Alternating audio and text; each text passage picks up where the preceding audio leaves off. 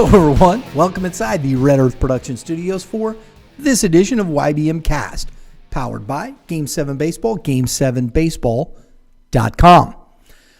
Get your team registered. Great tournaments coming up this summer, spring and summer, all across the Midwest from Tennessee all the way back up here to Missouri. You got Kentucky and Illinois in there as well. So make sure, get your team registered, game7baseball.com. Today, we are featuring another GAC school, G.A.C. South, Fort Zumwalt West, and we have with us today Coach Eric Gough. Coach, thanks for coming in. Oh, it's a pleasure to sit and talk baseball, and appreciate what you guys do for the game and promoting our conference, promoting baseball all over the state and the Midwest area. So it's an honor to be here and a privilege, so thank you. It's an easy conference to promote. You guys are good. Yeah, I'll put it up with year in, year out, one of the best conferences in the state, and there's only a couple others that can even make an argument. So I agree. I mean, you know, we year in, year out, it's tough competition. The games are close. The games are tight. I mean, I'm going to bring this up. Might be a little harsh. I'm sure. But, you know, you took care of Hal 4 times out of 5. Yeah. That last one was pretty tough. Well, yeah, and you're nice. You're not even going to mention the 2 out of 3 the previous year either. So, yeah, we've lost 2 games to Hal the last 2 years, and just unfortunately we got bit at the wrong one. So I gladly trade those 2 for the other 6, but right. You know, that's baseball a little bit. You know, that district championship game last year, you know, Alex Bryan threw a great ball game. Yes, he did. They played clean, and you know, they hit a couple balls that found holes, and that day we hit a couple balls hard that found gloves, and you know, you got to tip your cap because on that day they were better than us, and that's baseball a little bit. And you know, to be, you know, full transparency and disclosure, heck, we beat them 4 times in the regular season. But we only hit a handful of home runs during the entire course of the season, and 2 of them were 3-run homers that beat Hal. So, you know, that helps. Riding, you know, we were riding a nice wave. We had a little bit of luck on our side, if you would, when we played them in the regular season, and those things kind of have a way of balancing out over the course of 10, 12 games or whatever you want to say. So, but they were better than us on that particular day, and you know. They're a great baseball team, so can't wait to get after it again this year. You had 7-3 in the GAC. You were tied with Hal at 7-3. Overall, 30-9. Yep. Last year. Talking about that team, you had some dudes on that team. I love the way you get your team prepared year in and year out. They're dogs. They work hard. The scrap. One of the things that I think is impressive the most, and you can talk to this year in, year out, it's you have one of the best defensive teams I've seen around. Yeah. Talk to us a little bit about that. Well, it starts with the guys on the mound. And we're very fortunate and blessed. And I really would love to go back to the COVID year, the 20 year, of course. But we felt like that group was really starting to turn the corner with what we wanted to do as a program and really buy into the importance of simply not beating ourselves. Right. So that's kind of what we've been hanging our hat on. The 21 crew after that COVID year just completely bought into that. And, you know, that's just kind of become our brand of baseball. Obviously, we were 35-5 and 21 and had just a phenomenal team, and not just a great group of competitors and really good baseball players, but also great teammates that bought into making guys beat us. Right. So, you know, the last 3 years we've been really good at when we do lose a game, most of the time we just get beat. And I think you know this as well as anybody. So many games in high school baseball are lost and not won. Yes, I agree.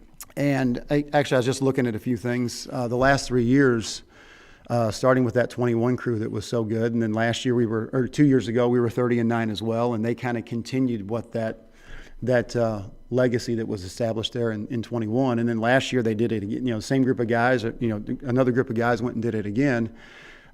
We've averaged less than 3 runs allowed for 3 straight seasons, and that's just that's become our identity. And that's I don't know if people That's tough in high school baseball. Oh, it's real tough. Absolutely, yeah. With high school kids and as many games as we play, and the top teams around the state, we go out and we seek them. We want to play at the highest level, and we know. One of the sayings that my brother at Washington just gave me recently. He said, "If you want to be the man, you got to beat the man," which I think is an old Ric Flair. But that was something that we've never shied away from any competition, and we want teams' best shots, and we know that we're going to give them ours as well. But the guys are really bought into just doing the simple things really well. We emphasize. We're not trying to be flashy. We're not trying to make great plays. We simply want to pound the strike zone. If you're going to beat us, you're going to have to put it in play. But when you do, gosh darn it, we're going to make the routine play. Yeah. Simply play catch. We believe that if we, as stupid as it sounds, we simply believe if we play catch better than you, we're going to have a chance to beat you. Oh, I love that, Coach. Thank you. Because it was one of the topics of conversation we just finished with the clinic. Maybe we'll get you out to one of these when we do them in the future. I'd love to have you because we had Coach Perkins and Coach Canavan. Can't miss there. Coach Horn. Yep. Coach Mulder. Yep. Coach Sissel. They were all talking about it. That was one of the biggest things. Playing catch play. And Kevin Mulder talked a lot about that. And I love that you brought that because this is what we were talking about with so many youth teams. Oh, for sure. We see a lot of catch and chase or throw and chase. For sure. And just that simple thing and preparing kids for that high school experience. Can you make the simple play? Play and catch. I love that, Coach. Yeah. Well, it's a simple thing. And let's not lie, there's nothing glamorous about it. Right. But when you get a group of kids to really buy into, we're going to do the simple things really, really well and really consistent, and that you can do some drills that up that accountability factor, and then you can talk about, hey guys, we can't do this simple drill playing catch on 60-foot bases. How do you think we're going to be able to do this when it's not a drill, it's 90-foot bases, and it's for a district title game? You think we're going to be able to take care of the ball then? So we start small. We build that up. We work on those things in practice, and we get kids to hold each other accountable in practice. And when the kids buy into that, that can be a powerful thing. That's why you're winning 30-plus games a year. We're going to keep trying. Mercy. That's good stuff. I love that. Let's talk, your losses. You lost some dudes right at the top. And folks, when you're talking, I love, what you said. It does. Everything starts on the mound defensively that way. Kenton Deverman, a .89 ERA. He's at Evansville. Carson Clark, who really, he pitched his butt off last year. Yeah. Coming back for you guys, a 1.66 ERA. Yeah, phenomenal. Those guys ate up innings. Yep. They got it done. That's tough. That's a tough 1-2 to replace, isn't it? Oh, for sure. Yeah, those are two top guys that when you give them the ball, you say, hey, here you go. I'll see you in 7 innings. Go compete and give us a chance. They're going to be two tough arms to replace, without a doubt. And even the other seniors that were in that mix. Colin Griner threw a lot of good innings for us. Aiden Copeland contributed with some good innings. So a lot of guys had that depth. We had a lot of senior depth on the mound. We got some young guys that threw some key innings for us last year. Jeter Roop was a guy who threw 6 great innings against Francis Howell up in Columbia. Tanner Sullivan was a guy who got shut down late in the year, but he's a guy who beat CBC early in the year out in the Detroit tournament. So those guys were juniors last year, and we're looking forward to passing them the ball and saying, Absolutely. Hey, boys, let's go. We got a couple other guys back. Cole Harris is back. Logan Olson-Setlich is back. So we got a couple guys that, now they're looking at, they got their opportunity, and they want to go out and prove that they can keep that tradition going. Well, and like you said, if he shut down 24 innings, Sullivan had a 2.04 ERA. It's pretty good. That's really good. And, and I think it's funny because we always, you see a .89. That is elite because that translates in a different world in Division I and things Absolutely. Like that. You could, if you're .89, that's elite stuff. Yeah, absolutely. if you're at 2.04, it's really good. Absolutely. Yeah, we can work with that. Yeah.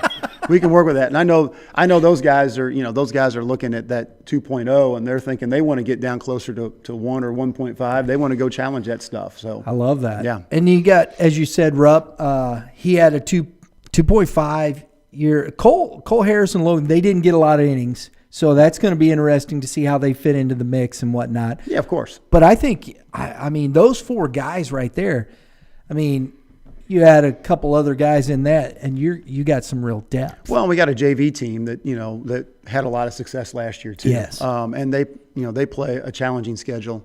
So we got some guys with some good experience in good competitive games. We know that we got some of those younger guys that are going to come in and compete right away.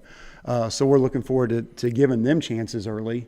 And who are some names that might stand out? Some guys we might be looking at. One of the workhorses for them last year is Carter Perry.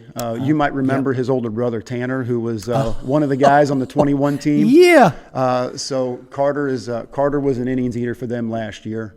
A kid named Luke Rolfus was a guy who didn't get a ton of innings, but we know he has a lot of potential. So there's some of those guys that we know are going to fill in and step in right away, and they're going to compete. And when you go 22-3, you got other guys down the line they're there. I mean, Blake Keel was a guy who threw a lot of quality innings at the JV level last year. So I think those 2-3 guys were the main innings eaters, but then you had a couple other guys sprinkled in that really competed their butts off, and you don't win 22 games without a deep staff there. So we're excited about those young guys coming in too. My goodness.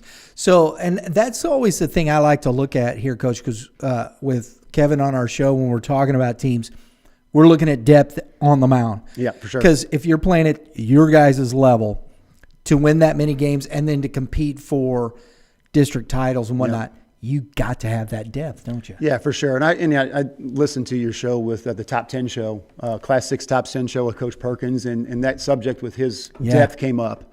And no doubt he has maybe the deepest staff in the state. Yeah. But, it's when we had, like last year, like I said, we had that depth at the senior level in particular. It gives those younger guys an opportunity to go compete at that lower level. Sure. And really be leaders and figure some stuff out there. So we're looking to see that translate this year. And we're not going to be as deep as we have been, I don't believe. But I sure think that our 1 through 4 is going to be pretty darn good. And then even our 5 through 8, we're going to have a chance to go out and compete. Very good. And that's what we ask for our guys. Hey, you go out and pound the zone and compete your butt off and just give us a chance. And I think, 1 through 8, 1 through 10, we're going to have guys that are going to do that for us. Offensively, you guys are scrappy, scratching runs, whatnot, led by, we talked about Cooper Robertson before we started here. Your son, Cody. Yep. Combined, these guys had 52 RBIs, 47 runs scored. Sure. That's a lot of run production. Oh, yeah, for sure. How are you replacing that, Coach? Well, you got young guys coming in. Logan Kowick's a big bat that didn't get a lot of swings last year. In limited spots, he was productive for us. So we're looking for him to step up. And then you're leaning on all those juniors that are a year older. So some of those guys that were starting, Nolan Whiteside was kind of a guy who was kind of a bottom of the lineup guy. But he has the ability to be productive. So as a senior, you look for that kid to step up and be more productive than he was last year.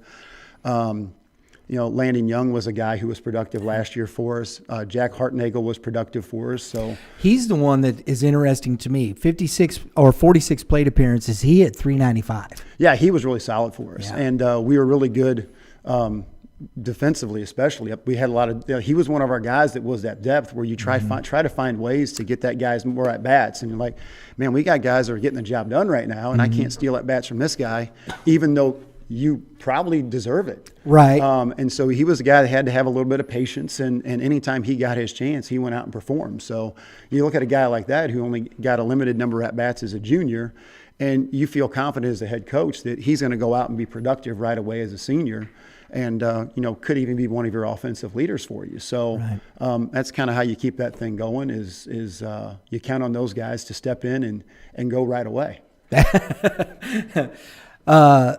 Middle, the young man, he started for you as a sophomore at shortstop, Nick Alagna. Yep. just, I mean, a human vacuum cleaner defensively. Where do you see him this year again? Is he that? He's that glue guy. He's a glue guy. Yeah, he's the kid you can put him anywhere, and the ultimate team guy. He would say, "Coach, I'll play anywhere. I haven't caught in years, but you want me to catch, I'll catch." So he's just that kind of guy. He just wants to win, and he will do whatever it takes to win. He is the kid that everybody knows you want to keep that kid off the bases because he's going to annoy the heck out of you. He does so many things well offensively. He's not the guy that's going to hit 15 doubles and drive in 30 runs, but he's going to get on base 50% of the time and score 30 runs. So he knows his role, and he executes it really well with small ball and moving guys over and just doing whatever he can to help the team and taking advantage of mistakes. So, but also defensively, he's a kid. Maybe some of the best hands I've seen as a high school coach. Mistakes. No, he doesn't. He's so smooth and so clean. Yeah. And actually, that's just that leaning on that defense has been a real big feather in the cap for our program. I was talking to someone the other day, and he says, "Man," he said, "you've had teams that you just find ways to get off the field. Right. That when we get a couple guys on, we can go make that play, and if we do make a mistake, we don't compound it, and we avoid that next mistake, and we've really done a good job limiting innings." And it's guys like Alagna who, when something does go wrong, he settles things down and says, "Hey, let's make the next play and move on." It helps when you avoid those crooked numbers. Oh yeah, that's for sure. Yeah. And that's what because things happen at times, but defensively, that's what I've always thought was interesting watching your program. You got some juniors. Brody, I believe it's Signorelli. Right? Signorelli. Yeah, he was a big contributor for us last year, defensively especially. Mm-hmm. And we're looking for him to step up and kind of fill that hole offensively as well this year. Yeah, you talked about Carter Perry. Then there's Caden Kreitz. Yeah, another solid guy at the JV level. Very productive and excited to see what he can do. That's what I mean. I think it'll be interesting because it's some unknowns a little bit. Oh, for sure. And but. I don't mean this other than that 2021 year and whatnot. For the last couple of years have been guys. Now, last year you had some of those guys that hold over. You had Cody, you had Cooper. Mikey Ludwig is coming back. You had a lot of those guys from that team that were there in that.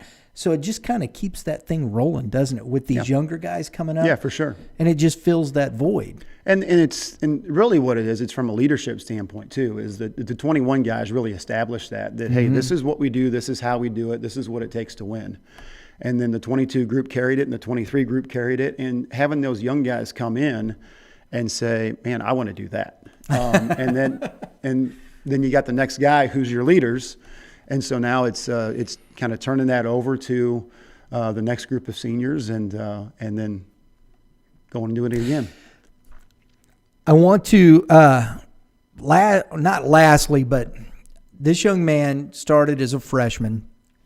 I always look at these situations and think about this in this scenario.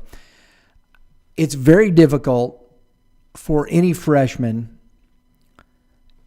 especially a Class 6, big school, successful program, to come in and start. Oh, for sure. Absolutely. Let alone make the team. For sure. This young man kind of transcended all that, didn't he? Oh, he's different. Mr. Nolan Sissom. This was an interesting scenario. Have you had a young man in your program that like this before? No, he's the first freshman. I started as a head coach in 2010, and he's the first freshman that played the entire season with us. There was one that came up late at the end of his freshman year, but other than that, it's such a rare scenario. And this time last year, people were asking, "Hey, is he going to be a varsity guy?" And I said, "I don't know. We'll see what he does. He's got to go prove it." Right. We're going to see what he does against Kenton Deverman when we go and do our scrimmage the first week of the season. So that matchup's going to happen. So we're going to put him against some of our best and see if he belongs. And then, he clearly belonged in the course of the tryout week, and then over the next couple of weeks, he clearly showed that he was a a leadoff type of hitter. And then just the way he went about his business of working hard, keeping his nose down, doing anything and everything coaches asked of him, and then just following the lead of the great leadership we had in that senior class. He turned out just an amazing season. And then he's coming in with so much baseball knowledge. His baseball IQ is through the roof. His dad's been our JV coach for the better part of 15 plus years. And he has just soaked up everything. He's just a baseball kid through and through. And so he does so many little things well. But, for him, he was probably our best player on the team. Outside of, you can make an argument for the value that Kenton Deverman brought. But if you ask guys on our team who's our best player, they wouldn't really hesitate to say Nolan Sissom. That's a freshman. So he ended up hitting in the 3-hole for us. But the stat that people may not understand is, here's a kid who played second base, shortstop, played middle infield all year long as a freshman in the GAC. And we played 39 games, and that kid made 1 error the entire season. So that's different. That is way different. Oh, my goodness. Yep. We talked to him on our player spotlight. The one thing that was interesting, because I asked him, because Brendan Pyle was with us, and both those guys started as freshmen. Mm-hmm. And I asked them both, what was your mindset going in? Did you expect – and they both – and Nolan said, to his credit, he says, you always want to, but he said – you got to do something. When did you feel like you thought you belonged there? And they both had that moment in the tryouts where they go, okay, I believe I can play. So they didn't go in with this idea, I'm the man or whatnot. They went in working to prove themselves. And there was that moment that said, okay, yeah, I can play here. Yeah. And Nolan, I know when we told Nolan on the Friday of tryouts saying, hey, you're with us, pal. I mean, he just lit up because that was his goal. Right. His goal was make this team. If I had to guess, his moment was when we put him up against Kenny D. I would imagine. And Kenny, he got a hold of a pitch and just boom, one hop right up the middle and single off of our number one guy, who's a big time arm. And he's like, okay, you belong. You've shown that. So I've seen a lot of people swing and miss on Mr. Deverman. Yeah, for sure. So no, that was impressive. His stat line. If you 1 error, I agree, that is impressive. Yeah. Offensively, 344, 512, 247, 30 runs, 26 RBI. Yep. I mean, the run production, that's 56 runs. Yeah, pretty valuable. Yeah. Right? And you didn't mention his boatload of stolen bases too. No. The kid's a great base runner on top of it and can fly. So he's got all the tools. Before we finish here, there is a freshman that I'm aware of coming to your program. Yep. Michael Wolf. He's going to be okay. Yeah, I think so. Yeah.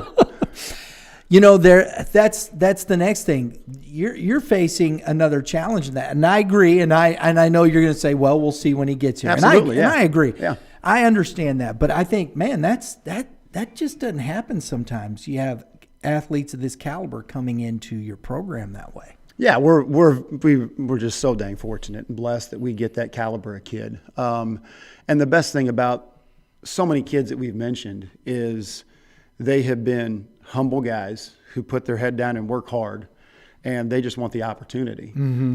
Like you mentioned, Michael Wolf. There's no doubt he's a super talented freshman. Right.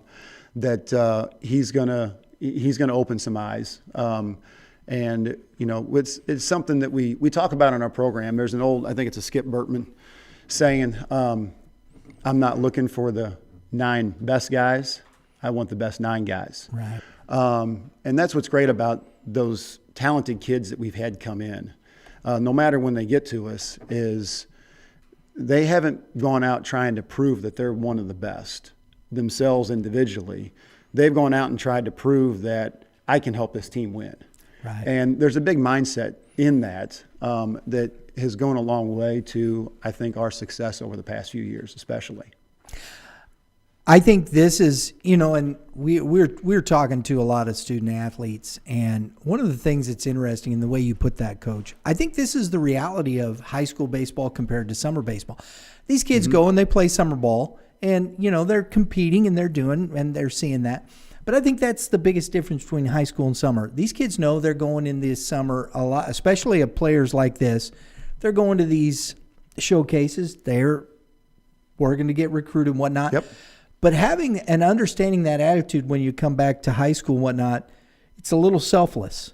Oh, absolutely. And I think that's, to me, that's what makes the high school game great, is so much of summer ball is me, me, me. Sure. And if you go to these showcases, then, then if a kid's promised he's going to pitch 4 or 5 innings, well, he's going to pitch his 4 or 5. He's going to get his 100 pitches because he's going to get his time in front of the scouts. Right. Doesn't matter if he walks 6 guys or what happens. And, Right. and baseball situations aren't always respected and executed in summer ball. It's not about winning number one, and I get that. I understand Right. that. There's a time and place for that. But when you get to the high school game, the number one goal is to go win a conference title, prepare yourself to get ready for a district run, and get to the Final Four. That's the only goal of the coaches that are around the GAC, is we're trying to get this team to the Final Four, win a conference title, win a district title. So that's what we're trying to do, and I think kids that buy into that and they let go of the me and they focus on the we, is when they buy into that, there's so much fun that can happen when they play selfless. I think it's, and as you said, that's part of that. And I think that's okay. And in that respect, because those are the things that are there. But can that player can they set their mind in these frameworks and understand that? And I think that does play a part in the recruiting process. Yeah, you're going out and showing off. Fantastic. Mm-hmm. But do those coaches watch them in the high school year? Are they playing with a winning team? Are they playing winning baseball? Because really, you go to that college, you're not staying there if you can't produce wins for that coach either. Right. Yeah. And, talent, there's no doubt.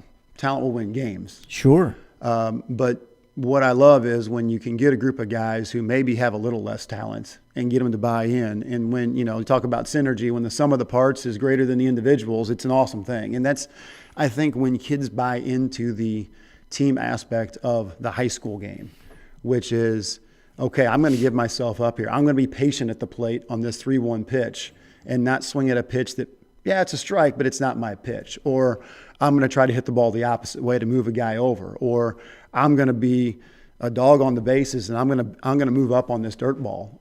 Or, hey, I'm going to make the simple play. Just those kind of things. I mean, we talk about, it's great to be a great individual player. Mm-hmm. But the thing that we challenge our guys is, you might be a great individual player, but can you make the guy next to you better too? And when guys work on, hey, I'm going to make you better as well, then that just makes the team that much better. That's about developing a program, isn't it?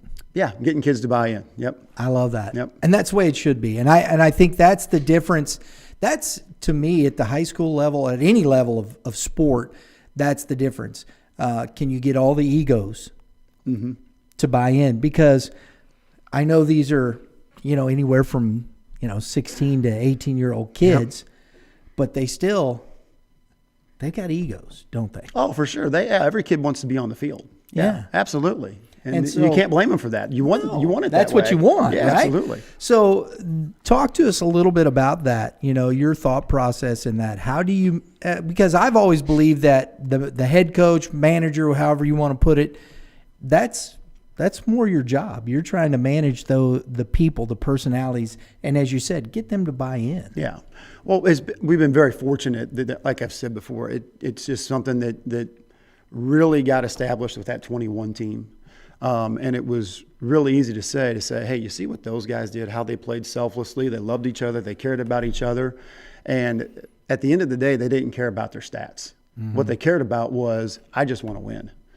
And what can I do to help the team win? And when you get that going and you just say, hey, let's do what those guys did, it can kind of snowball and just, my job is just to keep that thing rolling. I mean, something we do in our program is we meet every Monday. Like so many other teams across the state that will set team goals, they'll talk about what's important to their program and all those kind of things. That we meet that first Saturday after tryouts. We establish team goals. We talk about what's important to win. What do we got to do to play winning baseball? What do we got to do to compete? What do we got to do to accomplish our goals? And we break it down to as simple as, how many hits are we going to allow? How many runs do we think we need to score? How many errors can we allow ourselves to make a game? Because we know errors are going to happen. Sure.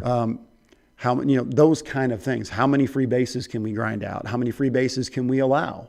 How many walks can we give up a game and still expect to be successful? So we break down all those things, and we talk about that from a culture standpoint. And we talk about the importance of our guys executing those things individually so that we can be successful as a team. And I think they buy into that. In order to make this team better, I got to do these little things so that we can go. I got to grind out this at bat. I got to give my team everything I got for this one pitch. And I think we've been fortunate to have a group of high school kids that have bought into, no matter what happens, be where your feet are, let's go win this pitch.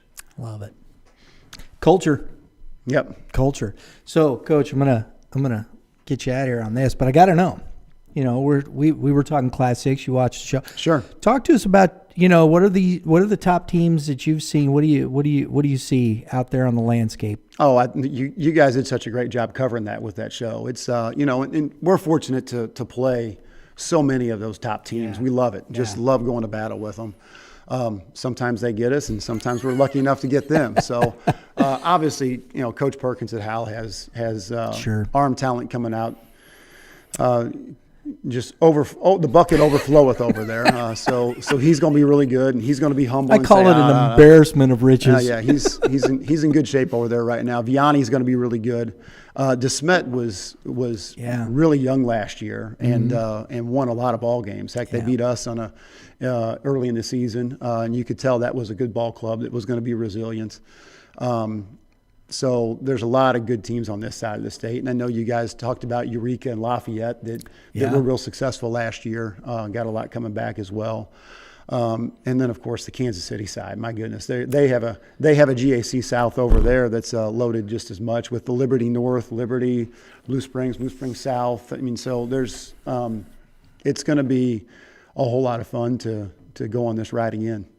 Are you guys in the Midwest Classic again? Oh yeah, we open up with the Troy tournament. We go to the Midwest Classic, and then mid-April, we go play the Columbia tournament in Rockbridge, which is another good one with a lot of great teams from all over the state. Excuse me. The gauntlet, right? Yeah, that's what it is.